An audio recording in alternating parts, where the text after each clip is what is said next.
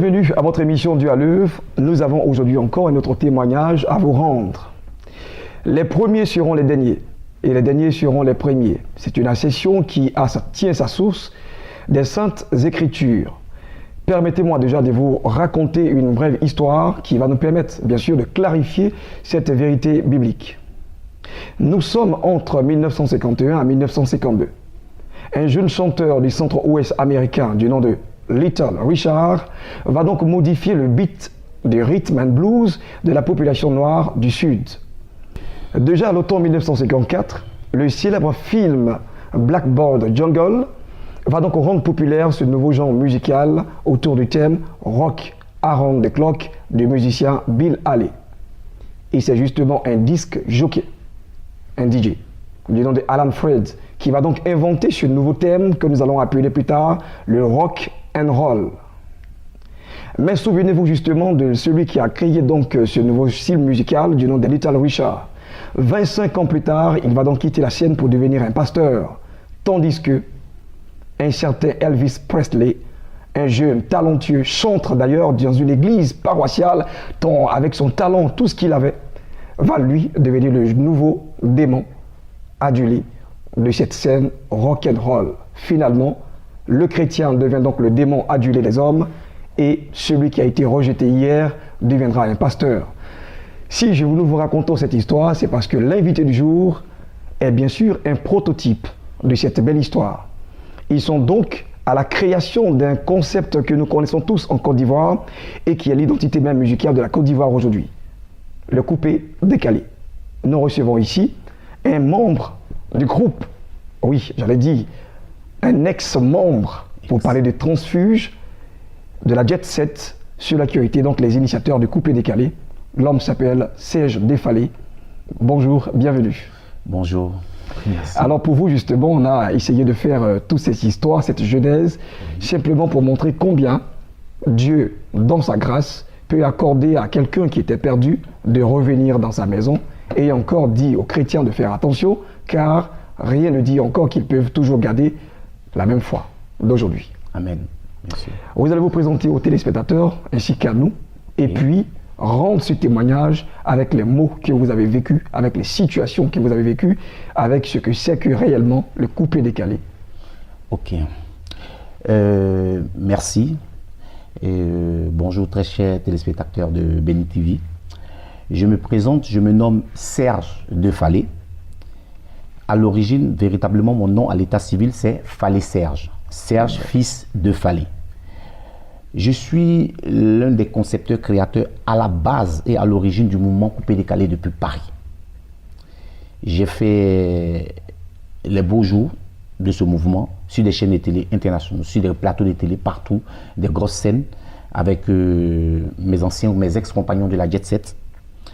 Et aujourd'hui, j'ai donné ma vie entièrement à Jésus-Christ de Nazareth. Avant tout propos, j'aimerais tout d'abord remercier l'Éternel Dieu Tout-Puissant. Car j'ai eu grâce à ses yeux. Parce que ça n'a pas du tout été facile. Ce chemin de la Jet Set, du coupé décalé à Jésus-Christ de Nazareth, est un chemin, disons pour moi, je pourrais dire, a été comme une traversée de la vallée de l'ombre de la mort. Parce qu'à un moment, dans ce chemin, j'ai été victime d'une mort spirituelle. Donc avant tout propos, j'aimerais d'abord remercier l'Éternel Dieu Tout-Puissant. Amen. Pour les choses qu'il a faites dans ma vie, de m'avoir gardé, de m'avoir épargné de beaucoup de pièges dans ce milieu. Beaucoup de choses sont passées. Oui. Et après, plus tard, quand j'ai été converti, j'ai compris beaucoup de choses dans lesquelles j'étais, où par moments, sa main m'enlevait à chaque fois. Alors j'aimerais rendre gloire à l'Éternel Dieu Tout-Puissant, de permettre d'être là, assis là, et de pouvoir parler. En tout cas, c'est nous qui sommes honorés, Serge Defalé, de te voir maintenant et là en face dans la communauté chrétienne. Et tant vous étiez pour nous très éloignés, hein, vous étiez très distants, parce que la Jet Set c'était quand même un groupe assez mythique et qui était vraiment un mystère pour tout le monde. On n'arrivait pas facilement à avoir accès à vous. Et voici qu'aujourd'hui, votre vie secrète, vous nous la livrez. Oui. Vous avez dit que vous êtes à la base Oui. le concepteur de ce mouvement Coupé-décalé. Coupé-décalé. À l'origine depuis Paris dans les années 2000. Mais qu'est-ce qui prend Serge Defalé en ce moment? Je À quoi me- est-ce que vous avez pensé quand vous avez créé cela? Ok, je m'explique. Le mouvement Coupé-décalé est né à Paris dans les années 2000. Mais avant cela, j'étais un jeune homme qui a arrêté les études parce que j'ai eu un souci car mon père venait de décéder. Et étant donné que c'est le père qui s'occupait de la famille, et vu qu'on a commencé à avoir des difficultés financières, j'ai décidé de me prendre en main et de chercher des voies et moyens afin de pouvoir m'occuper de ma famille. À cette époque, je n'avais que 15, j'avais entre 15 et 16 ans. C'était dans les années 96. C'est ainsi, j'ai décidé d'apprendre un métier de la main afin de pouvoir avoir de quoi à nourrir la famille. La famille habite à Treichville, à la race 1. Étant très jeune, je suis quelqu'un qui avait déjà jeune, qui était beaucoup pensif au bien de la famille et des choses qui allaient nous mettre à l'abri du besoin. Donc c'est ainsi, un jour, je suis allé me coiffer. À cette époque, dans mon quartier, il y avait un coiffeur et il coiffait avec des tondeuses électriques et mécaniques. Donc à l'époque, c'était à 2000 francs CFA la coiffure. Donc quand le monsieur a fini de me coiffer, c'était un étranger, des Anangos. Et quand il a ouvert la caisse, quand je voulais lui donner de l'argent pour la monnaie, j'ai vu beaucoup de billets dans son tiroir. Donc intérieurement, je me suis dit, mais le gars, il s'est fait beaucoup d'argent. Et le quartier où nous habitons a 193 appartements. Donc je me dis, une personne par appartement, même à 1000 francs CFA la coiffure, ça me fait 180 000 francs CFA. Donc j'ai eu le déclic d'apprendre à coiffer. D'accord. Et comme ça, à cet âge-là, à l'âge de 16 ans, je pourrais dire, je monte ma première entreprise, ma PME. C'est dit mon salon de coiffure. Et je le démarre avec un peigne et un paquet de lames. Disons même à quoi 2000 francs CFA d'investissement. Un peigne et un paquet de lames. Donc je commence à coiffer les jeunes de mon quartier à 1000 francs. Par jour, je coiffe 10 jeunes, 5 jeunes. Donc j'ai 5000 francs, j'ai 10 000 francs. J'envoie à la maison pour subvenir aux besoins de la famille. Et c'était à l'intérieur du quartier. Des jeunes d'à côté venaient me voir, je les coiffais. Et à un moment, je me dis non, il faut que le business grandisse. Donc je sors du quartier, vu qu'on est collé à la gare de Bassam. Donc il y a une affluence, il y a du monde. Je fais un salon de coiffure à la gare de Bassam avec le peu d'argent que je venais d'économiser. Et je monte la coiffure à 1500. Je m'achète des tondeuses électriques, des chaises, je prends des miroirs et je commence à... Le business prend forme. Et je me retrouve à toucher entre 10 et 25 000 francs CFA par jour. 10 à 25 personnes, 30 personnes souvent, ça tournait. Donc au bout d'un an, j'ai économisé pas mal d'argent, dans l'ordre de 2 millions et quelques. Et un jour, je suis en train de coiffer, il y a un monsieur qui est venu dans le salon, il m'a dit, mais dis mon jeune homme, je vois que tu es un jeune Ivoirien. J'ai dit oui, je suis Ivoirien. Il dit, mais en Côte d'Ivoire ici, dans les années 96 comme ça, toi un jeune Ivoirien qui fait un métier qu'en général on voit que des étrangers seulement le font. Bah oui. J'ai dit oui, parce que moi, j'ai envie de me battre, j'ai envie de me débrouiller, donc je fais ce métier et puis je m'en sors pas mal. Il me dit, mais je vois que tu es courageux. En ce moment, j'ai un circuit pour aller en Europe. Est-ce que ça te dit d'aller en Europe? J'ai dit, bon, ça dépend, pourquoi pas. Il me dit, je vois, tu aimes les beaux vêtements, tu t'habilles bien. Effectivement, quand je venais coiffer, j'étais toujours bien habillé, j'étais propre. Parce que j'aimais beaucoup les beaux vêtements et tout déjà, depuis l'époque. Donc j'ai dit, bon, je vais en parler à ma mère. Vu que j'ai 17 ans, je pars sur mes 18 ans, donc j'ai forcément besoin de la balle de ma mère et tout. Il me dit, bon, ok. Donc le soir, je rentre à la maison, je vois maman, j'ai dit, mais ah maman, en fait, il y a un monsieur qui est venu se coiffer, qui m'a dit qu'il a un moyen si je veux partir en Europe. Ma mère me dit, mais mon fils, tu as déjà un business ici, ça tourne. Tu gagnes de l'argent et tout. Je dis oui, mais c'est déjà un acquis. Je peux te le laisser, tu vas t'occuper de ça. Vu qu'il y a des jeunes que j'avais déjà employés, donc ils vont te rendre compte par jour, ils vont te verser une somme. Et comme ça pourra t'occuper. Et moi, je vais aller voir d'autres horizons, je vais aller en Europe pour aller voir si je peux encore améliorer ce système de vie. Et comme ça, je vais voir le monsieur. Il prend mon passeport, il me prend des documents, il me demande des documents, je les fournis et tout. En même pas quoi, même pas une semaine. Vous avez demandé combien à l'époque, c'était dans l'ordre de 1 million et quelques francs CFA. Voilà. Donc, pour faire les documents et tout, les choses qui allaient avec. Parce qu'à l'époque aussi, il fallait un travel check.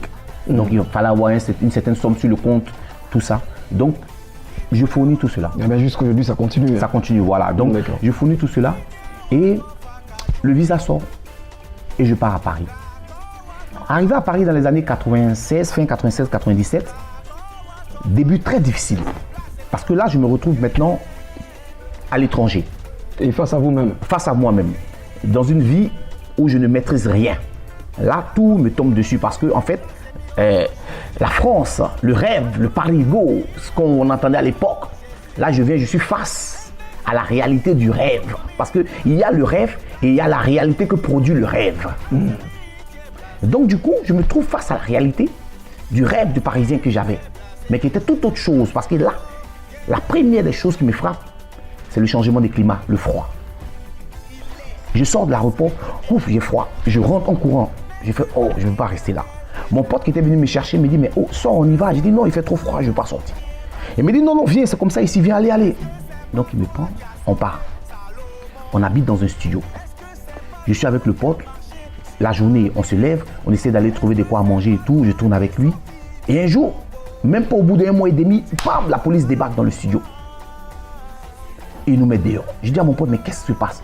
Il me dit, ah, ici c'est un squat, l'appartement ne m'appartient pas. On se cache pour dormir là. Wow. Oui. Et je vous parle des réalités auxquelles je suis confronté. Je lui dis, mais comment ça se fait qu'on ne peut pas vivre comme ça dans un pays comme... Il me dit, ah, ici, déjà tu n'as pas de papiers. Il faut avoir des papiers pour travailler. Si tu n'as pas de papiers, tu ne peux pas travailler. Je dis, mais comment on peut s'en sortir? Parce que là, apparemment, je suis venu dans un labyrinthe. Et là même, j'ai dépensé un investissement. Un investissement. Pendant que j'ai une affaire qui tourne, c'est pour dire à travers cela, je profite pour dire à un jeune homme, pour parler au cœur d'un jeune homme en même temps, pour lui dire, toi qui as une affaire ici, qui gagne de l'argent, tu t'en sors. Les histoires de prendre les bateaux pour aller en Europe et mourir sur l'eau, des choses comme ça, frère, laisse ça. Travaille. Ton business que tu as ici, travaille. Prospère. N'arrête pas. Un jour, tu auras de l'argent, tu pourras partir en Europe en vacances. C'est clair. Voilà, en vacances. Il y a des personnes qui le font. Tu peux aussi le faire. À travers cela, je parlais à un jeune homme. Parce qu'il y a beaucoup de jeunes qui pensent forcément que l'Europe, c'est synonyme de réussite. Je suis désolé. Ah bon, hein? Oui. L'Europe, c'est pas synonyme de réussite. On peut réussir chez soi. Mais on dit généralement que là-bas, c'est euro, c'est encore plus beaucoup. Justement. France, mais le fait que ce soit encore plus beaucoup, on te dira que c'est encore plus beaucoup, mais on ne te dira pas que le niveau de vie est élevé à la hauteur de la dimension de la somme. D'accord. Ah, ça on ne te le dira pas. On dira que les euros sont plus élevés que les CFA. Mais le coût du euro est élevé en fonction du coût de vie. Et le coût du CFA est bas parce qu'il a amélioré et adapté au coût de la vie du CFA. Ça, c'est un autre schéma. Donc, moi, face à cette situation, au bout de 1 an, je me dis non, j'ai laissé un business qui tourne, moi je retourne en Côte d'Ivoire. J'appelle ma mère, je dis maman, moi je ne peux pas, parce que ici là je ne sais pas où dormir. Comment je dors? Raconte cette histoire. Ah ouais, ça c'est fort. Les squatteurs qui sont maintenant dehors. Ah, comment je dors? Le métro parisien ferme à 2 h du matin. À 2 h du mat. Ouais, ça s'arrête. Il n'y a plus de transport. Et reprend à partir de 5h30. 5h, 5h15, 5h30. Donc, dans la journée, je prends un train qui fait une longue distance de 2 h, 3 h. Donc, je suis assis dans le train, je dors. Il me ramène au terminus, je dors, il me ramène à l'autre terminus, je dors, il me ramène au terminus, je dors, il me ramène à l'autre terminus. Ça, je vous parle de l'histoire de ma vie. Wow. Et c'est une réalité, une vérité. Dieu m'est témoin. Et je fais ce parcours, je dors, ça me ramène à un terminus, je dors, ça me ramène à l'autre terminus. Le soir, je vais à une rue de l'Arc à Bastille, qui bouge, qui est éveillé jusqu'au matin. Et je veille. La journée, je vais dans une douche publique à Châtelet et je me lave. My God. Dans les années 98. Et ça a duré 2 à 3 mois.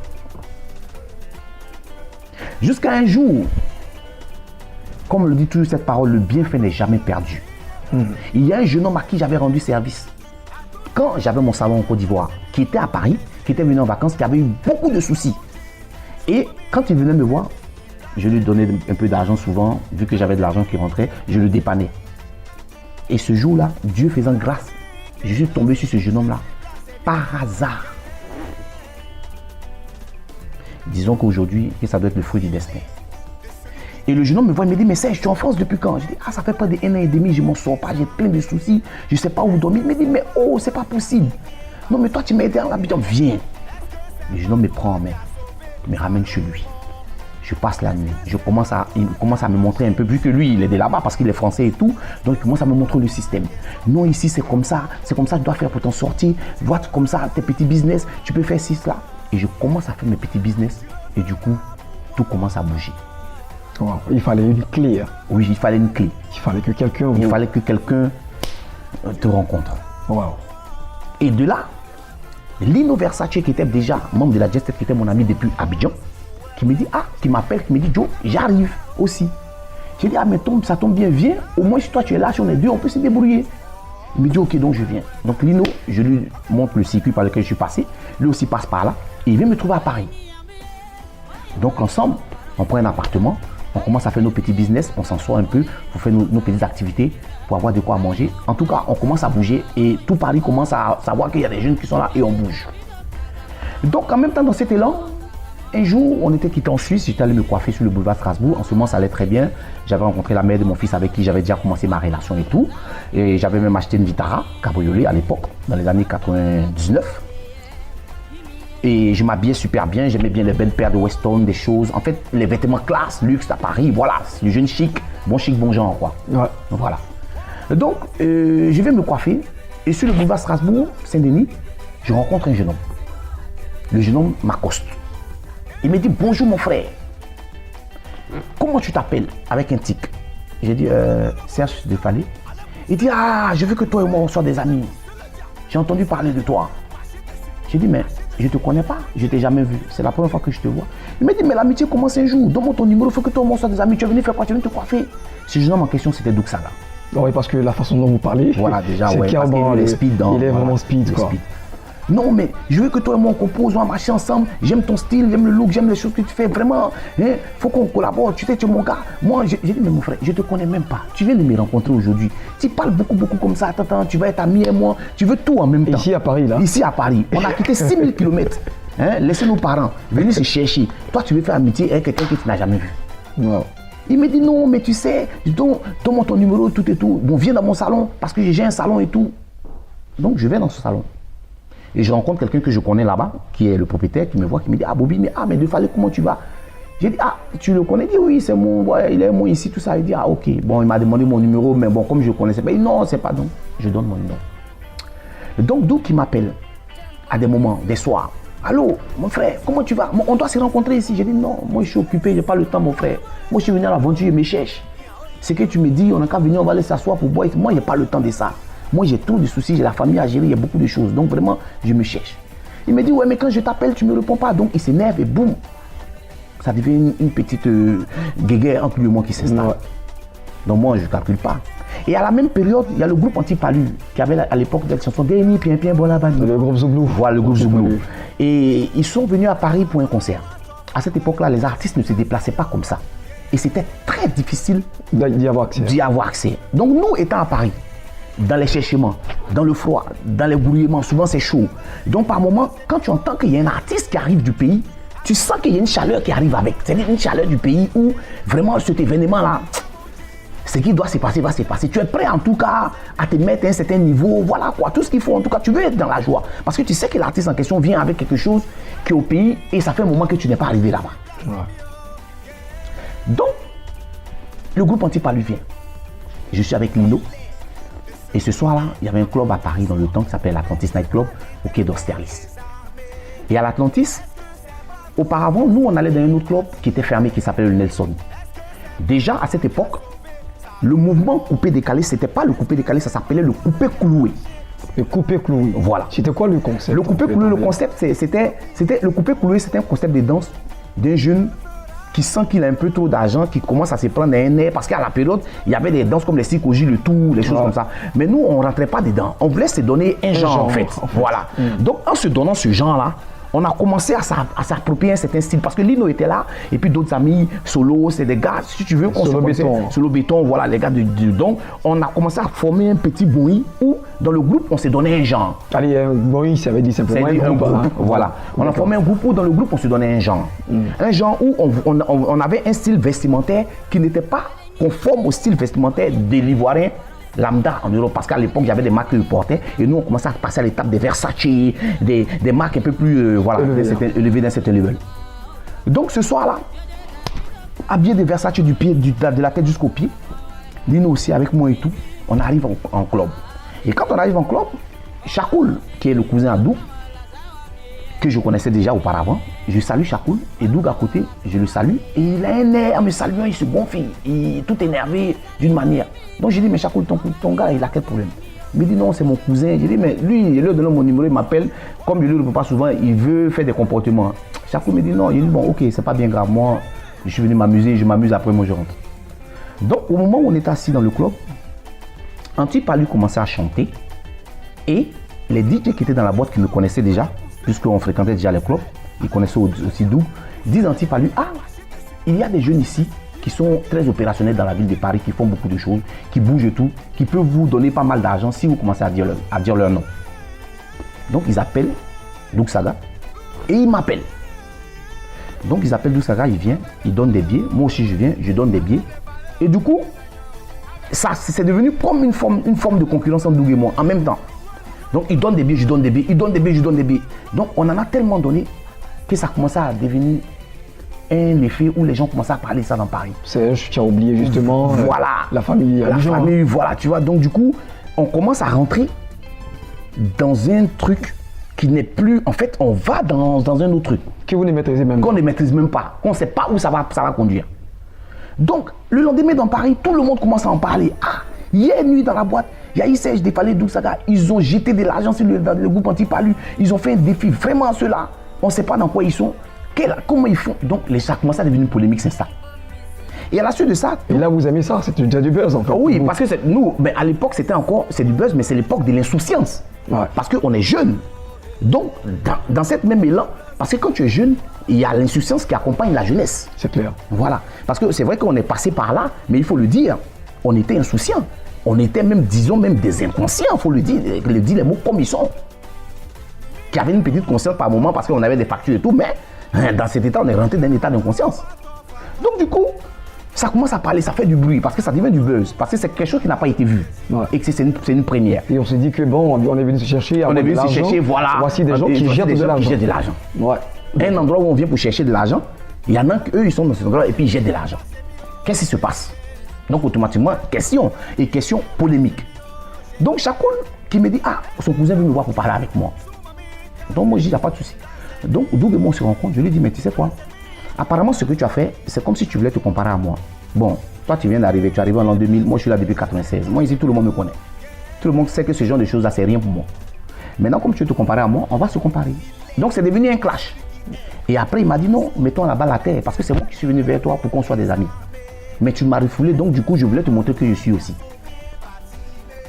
J'ai dit, bah, il n'y a pas de souci. Donc, tu veux qu'on fasse quoi? Il m'a dit, non, j'aimerais qu'on soit ensemble parce que je vois que tu as tes amis, les Lino, les Solo Béton, tout ça. Vraiment, si on peut s'asseoir ensemble, vu qu'on a les mêmes délires.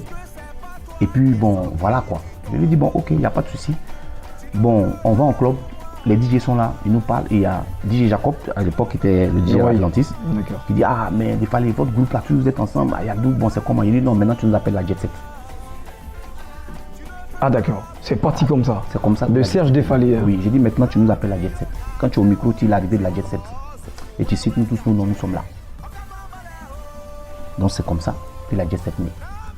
Quelque chose de ville. De ville, voilà, comme on le dirait, de ville.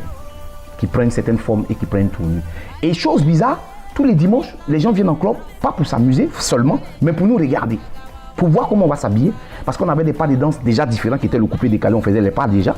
Ouais. Et puis Doug avait sa démarche, donc on commençait à créer des nouveaux pas qui n'avaient rien à voir avec les manières des gens de danser. Des pas inspirés sur nous-mêmes, nos langages, sur nos choses et tout. Et c'est ainsi, il y a un producteur qui vient, que moi je connaissais déjà depuis Abidjan, parce qu'on était dans le même quartier, du nom de Monceau, qui dit, ah, mais Serge, c'est ce que vous faites là, pourquoi vous ne mettez pas en musique? Je lui dis, non, moi, c'est quelque chose, si tu veux, que je fais pour m'amuser. Mais le mettre en musique pour qu'il devienne sérieux, ça va faire un peu bizarre. Parce que moi, il doit travailler, j'ai trop de choses à faire. Donc, ça là, c'est un peu bizarre. Il me dit, mais parle-en à tes amis et puis on voit ce qu'il y a à faire, tout ça. J'ai dit, bon, ok. Donc, à mon retour, Doug qui m'accoste, il me dit, mais Joe, je te voyais poser avec le David Monceau. Voilà. Mais tu le connais? J'ai dit, mais bien sûr, on a grandi dans le même quartier à Trècheville, depuis, voilà, on vient du même secteur, tout ça. Il m'a dit, ouais, mais présente-le-moi.